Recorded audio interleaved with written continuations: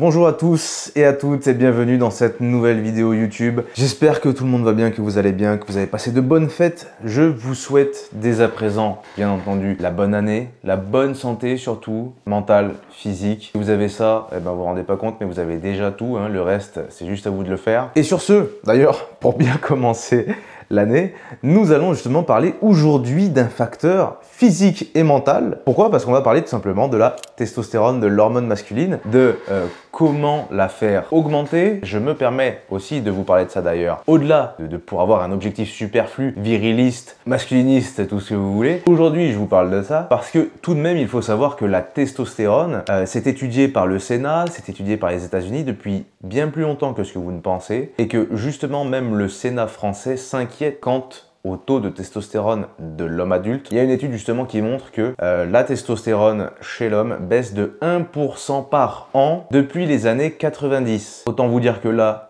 nous sommes en 2025, c'est-à-dire que depuis les années 1990, notre testostérone a fait moins 35%. Je ne sais pas si vous vous rendez compte, c'est-à-dire qu'un homme adulte a 35% de moins en testostérone qu'un homme adulte en 90. C'est énorme comme différence, et le pire, c'est que c'est 1% par an tous les ans. Donc, le Sénat français s'inquiète du taux de testostérone des hommes, tout simplement parce que moins de testostérone dit moins de libido, donc moins de fertilité, donc moins de croissance démographique, mais également ça veut dire que les hommes seront beaucoup moins forts psychologiquement, physiquement, beaucoup moins entreprenants, etc. Donc pour un pays, avoir une population trop faible, eh bien c'est tout de même dommage. D'une manière générale, je disais, la testostérone, il faut s'y préoccuper, mais aussi vous-même, pour vous-même, vous devez vous en préoccuper, tout simplement parce que la testostérone, ça va avoir, comme j'ai dit au tout début dans l'intro, ça va avoir des effets positifs quand vous en avez et négatifs si vous en manquez, des effets sur votre psychologie et des effets sur votre santé. Donc ce n'est pas à négliger. C'est pourquoi aujourd'hui nous allons voir 4 choses à mettre en place indispensables pour que votre taux de testostérone, vous ayez la certitude qu'il soit à la hausse. C'est-à-dire que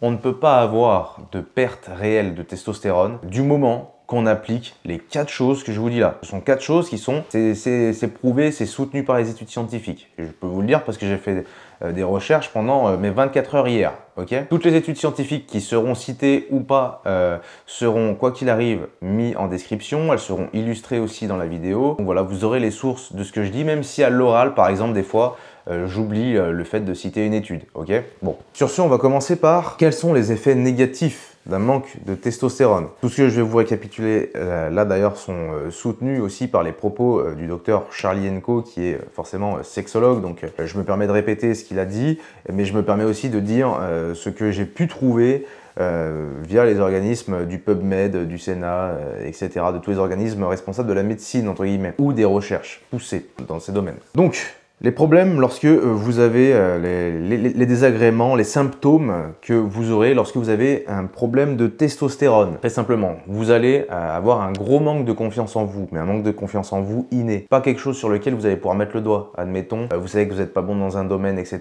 Vous êtes en inconfiance, ça peut arriver. Par contre, avoir une inconfiance en soi de manière générale, c'est-à-dire le moindre truc que vous faites, vous vous trouvez nul, etc. Là, ok, faut faire vérifier les taux hormonaux. Ensuite, il y a aussi une fatigue chronique. Alors, celui-ci peut être dû à énormément de facteurs, mais il peut aussi être dû à une baisse de la testostérone. Ensuite, un des problèmes qui est notable, ça va être le problème de libido. C'est le symptôme le plus mis en avant. Il faut savoir que le stress peut réduire la libido indépendamment de votre taux hormonal. Ok. C'est pour ça que je dis que si vous faites les 4 solutions que je vais vous proposer après, ça va forcément réaugmenter votre taux de testostérone, vous n'avez pas à vous inquiéter. Mais si vous êtes quelqu'un par exemple qui a une multinationale, c'est probable que vous pensiez plus à votre travail qu'au fait de vous vider les couilles. Donc tout ça c'est normal. Mais il faut se dire quand même que la perte de libido sans facteur environnant, en fait, est bien pareil. C'est probable que vous ayez une baisse ou une perte de testostérone. Ensuite, donc du coup j'ai dit la dépression, les sautes d'humeur, la libido, et puis aussi les symptômes physiques. Parce qu'il y a aussi des symptômes physiques, c'est notamment la perte de muscle alors que toutes les bonnes habitudes sont en place, et la prise de matière grasse au niveau du ventre. Les deux cumulés, en général, il n'y a pas trop de doute. Et c'est au-delà du vieillissement, c'est admettons ça vous arrive à 30 ans, c'est pas normal. En dessous de 40 ans d'ailleurs, c'est pas normal qu'il vous arrive toutes ces choses-là. Donc, maintenant que vous avez les symptômes, que vous reconnaissez les symptômes, je vais vous parler des solutions. Encore une fois, je le répète, ces solutions mises en place sont forcément efficaces et auront forcément des effets bénéfiques sur votre taux de testostérone. Donc dès lors que vous les appliquez, s'il vous reste certains symptômes, soit ils sont dans votre tête, soit ils sont dus à autre chose, d'accord? Mais ça ne sera pas dû à la testostérone. Faut bien le prendre en compte. Pas pour vous rassurer que je vous dis ça, c'est juste pour que vous évitiez de vous créer des problèmes qui potentiellement n'en sont pas, qui ne sont pas forcément réels. Pas se créer des inquiétudes pour rien. Donc, premier point à prendre en compte pour votre taux de testostérone, ça va être votre composition corporelle. Pourquoi je vous dis ça? Tout simplement parce que votre composition corporelle va faire l'effet d'un cercle vicieux ou d'un cercle vertueux. En l'occurrence, si vous avez trop de matière grasse, si vous êtes dans un état d'obésité ou en fort surpoids, vous allez avoir une baisse de la testostérone. C'est étudié par tout plein d'organismes. La masse adipeuse, donc la matière grasse sous-cutanée, va libérer une hormone qui s'appelle l'hormone aromatase. Ok? Cette même aromatase, elle va prendre votre testostérone, elle va la translate en oestrogène. Ok? Et quand bien même, elle va vous faire de l'oestrogène, d'accord? Le problème, c'est que votre corps, il marche sur un équilibre en ce qui concerne les androgènes, les hormones androgéniques. Si vous avez plus d'oestrogène, il va pas faire plus de testostérone, ok? Simplement parce que votre corps, entre guillemets, marche dans un axe de boucle de rétroaction. C'est une boucle de rétroaction, votre système hormonal. C'est-à-dire que dès lors que vous avez des hormones androgéniques, ça va couper la production générée par votre hypothalamus, votre hypophyse, et du coup, ça va couper la production de testostérone, d'accord? Ou alors aromatiser la testostérone que vous avez déjà. C'est pourquoi les personnes étant en obésité ou en fort surpoids ont tendance à développer de la gynécomastie, qui est tout simplement le développement de la glande mammaire chez l'homme. Donc pour réguler votre taux de matière grasse, parce que d'autant plus, ça ne sert à rien d'être très sec, d'avoir les abdos apparents, etc. Il suffit juste de réguler votre taux de matière grasse. Le taux de matière grasse idéal, c'est entre 10 et 20% pour un homme adulte. Dans cette tranche-là, il n'y aura aucun désagrément d'un point de vue testostérone. En plus de ça, vous allez avoir fière allure. En général, vous avez un tour de taille qui est très raisonnable dans cette fourchette-là. 10 à 20% de matière grasse, ok? Pour réguler cela, et descendre à ces mêmes valeurs, je vous conseille de calculer votre apport calorique dans un premier temps. Ça vous fait prendre une bonne habitude qui est importante pour vous quand vous êtes dans ce cas-là. Pour calculer votre apport calorique, vous avez deux applications. Vous avez une application, je ne suis pas sponsorisé. Vous avez l'application Yaso. Yaso qui va vous permettre, il me semble que c'est Yaso, ou quand bien même vous cherchez sur Apple Store, calculateur de calories avec l'IA. Et ce genre d'application, vous avez juste à prendre une photo et on sait plus ou moins les calories que vous avez dans l'assiette. C'est très précis, c'est incroyable. J'ai essayé ça avec des amis, c'est vraiment fou comme application. Et ça, c'est vraiment des applications géniales que j'adore et que j'aime mettre en avant, même si je ne suis pas payé pour le faire. Bref, vous avez ça ou sinon vous avez la méthode à l'ancienne. Vous prenez MyFitnessPal et là, vous pouvez rentrer vos calories en fonction de ce que vous mangez. Je rappelle que ce que vous mangez, tout doit être pesé cru, parce que du coup, après, la variable, c'est la cuisson, mais les calories qui sont présentes dedans, la variable en termes de poids, c'est la cuisson, à l'eau, à la vapeur ou à sec, grillé. Mais par contre, les calories, la densité calorique reste la même. Elle devient juste plus dense si on enlève l'eau qu'il y a dans ce que vous mangez ou moins dense si on rajoute de l'eau dans ce que vous mangez, ok? Donc, tout ce que vous mangez, vous devez le peser cru si vous le rentrez dans l'application. Ces deux manières sont vraiment incroyables. La première, je vous avoue, ça change des vies. La deuxième, c'est un peu plus chiant, mais ça change des vies aussi. Un apport calorique chez un homme normal ne doit pas dépasser les 2500 calories par jour. J'ai dit normal, on parle pas de bodybuilding ici. On parle pas de musculation d'athlète de haut niveau. Un homme normal, c'est 2500 calories par jour. Et un seul excès le week-end, ok? Ni plus ni moins. Et là, je vous assure, votre taux de testostérone, il revient dans une bonne fourchette, tout simplement parce que votre corps lui-même reprend le bon rythme en fait. Et tout ça peut aller très vite. Donc voilà, c'était le premier point, c'était le taux de matière grasse sous-cutanée, la composition corporelle, super importante. Ensuite, en deuxième point, ça va de pair avec la composition corporelle, donc on va pas s'éterniser dessus. Le deuxième point, ça va être de faire des séances de sport, c'est-à-dire que si un homme est sédentaire, il sera forcément plus enclin à avoir une perte de testostérone, si elle est sédentaire. Donc pour ça, faire de l'activité physique, c'est essentiel. Mais vous n'avez pas besoin d'avoir un rythme de sportif de haut niveau, encore une fois. Faire de l'activité physique, et d'ailleurs, ça a été prouvé dans les études que je vous mets encore une fois, lien en description, que je vous affiche juste ici, il a été prouvé que ce qui était très efficace pour faire augmenter son taux de testostérone, c'est des séances de sport intenses, mais pas forcément de l'endurance, intenses et de seulement 45 minutes, 3 fois par semaine. Tout le monde peut mettre ça en place, tout le monde. Si je vous le dis, c'est parce que j'ai été responsable d'un restaurant. C'est une anecdote que j'aime beaucoup rappeler, mais j'ai été responsable d'un restaurant pendant plus de 2 ans. Il n'y a pas une seule semaine pendant laquelle je n'allais pas au sport. Pourtant, je peux vous dire que des heures dans la semaine, je devais être entre 42, déjà 42 minimum, entre 42 et 50 heures par semaine. Ok, je vais pas vous mytho, je vais pas vous dire 60. Hein. Mais par contre, oui, 50 heures semaine, c'était bien ça. Et en plus, c'est des horaires à la con, on le sait tous. En restauration, c'est compliqué. Donc croyez-moi, et pourtant j'allais 4 fois par semaine. Donc croyez-moi que quelqu'un a totalement la possibilité d'y aller,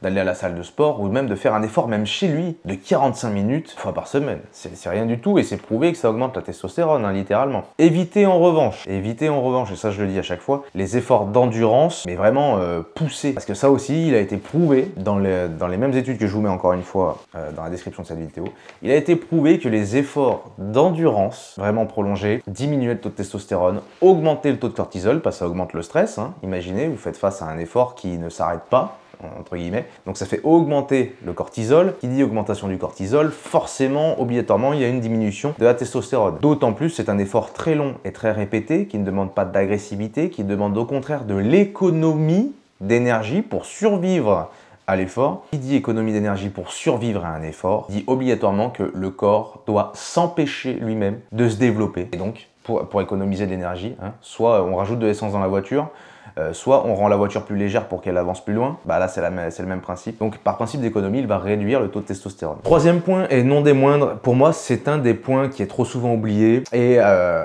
un des points qui, en plus, là, pour le coup, il y a vraiment, encore une fois, énormément d'études sur le sujet. Et je vous avoue que hier, moi qui ai passé ma journée à regarder ça, à potasser le sujet, je vous avoue que quand j'ai vu ça, c'est simple. Ce matin, je suis allé à la pharmacie, je suis allé en prendre direct. C'est tout simplement la vitamine C et la vitamine D. Les deux compléments, la vitamine C et vitamine D, c'est indispensable à votre bonne santé. Qui dit bonne santé dit taux de testostérone, mais d'autant plus, la vitamine D, pour le coup, elle a un impact direct sur votre taux de testostérone, tout simplement parce que c'est considérée comme une pro-hormone. Pour vous expliquer un petit peu tout ça, la vitamine C, il faut savoir déjà qu'elle a été découverte par l'explorateur James Cook. Quand il faisait le tour du monde, il faut savoir que les mecs, ils étaient tous sur des bateaux pendant des périodes énormes. Et ils voyaient très peu le soleil, souvent il pleuvait en mer, etc. Alors, ils mangeaient, mais le problème, c'est qu'ils devaient manger des denrées non périssables. Donc, ils étaient souvent en manque de micronutriments, d'accord ? Micronutriments, c'est les vitamines et minéraux. Qui dit qu'ils étaient en manque de vitamines et minéraux, dit que du coup, à chaque fois, pendant leur trajet, leur navigation, etc., leur exploration, bon nombre de marins avaient des problèmes au niveau de leurs dents. Ils avaient ce qu'on appelle le scorbut. Donc le scorbut, c'est une maladie qui empêche la fixation du calcium sur les os et souvent, eh bien, ça se manifeste par la perte des dents, les dents qui se déchaussent, etc. Ça fait pas rire, hein, autant vous dire. Et donc, la vitamine C a été découverte à ce moment-là, dans le sens où d'un coup, James Cook, justement, a fait monter une cargaison d'agrumes, donc d'oranges, de citron, etc. Et donc, les marins qui, de base, n'avaient pas l'habitude d'en manger et donc à avoir une santé de merde, à partir du moment où ils ont mangé les agrumes, donc qui, en plus, à l'époque, étaient vraiment pleins de vitamine C, à partir du moment où ils ont mangé ça, ils n'ont plus jamais eu le scorbut. Et donc, la vitamine C a été même utilisée donc, pour traiter le scorbut par la suite, qui est une maladie, je le rappelle, qui est tout de même qui est balèze, comme vous avez vu. Donc la vitamine C a été découverte à ce moment-là. Au-delà de ça, aujourd'hui, la vitamine C, elle est encore fortement étudiée. Elle est conseillée à chaque fois que vous avez un problème au niveau du système immunitaire, mais au-delà de ça, elle devrait même être conseillée lorsque vous stressez. Et en fait, elle devrait être conseillée toute votre vie, cette putain de vitamine C. Et d'ailleurs, il y a même eu Marc Simoncini, qui est un entrepreneur, qui lui-même avait investi dans des recherches qui elles-mêmes prouvaient que si des enfants consommaient de la vitamine C, si un adulte avait consommé de la vitamine C depuis son enfance, eh bien ça réduisait, je ne sais plus le pourcentage, donc je ne veux pas vous dire de bêtises, mais ça réduisait d'un pourcentage qui est énorme, 90% je crois, le risque que, adulte, il développe un cancer. Cela n'a pas pu être financé, tout simplement parce que, justement, ceux qui financent pour les médicaments, ça génère plus de bénéfices de soigner le cancer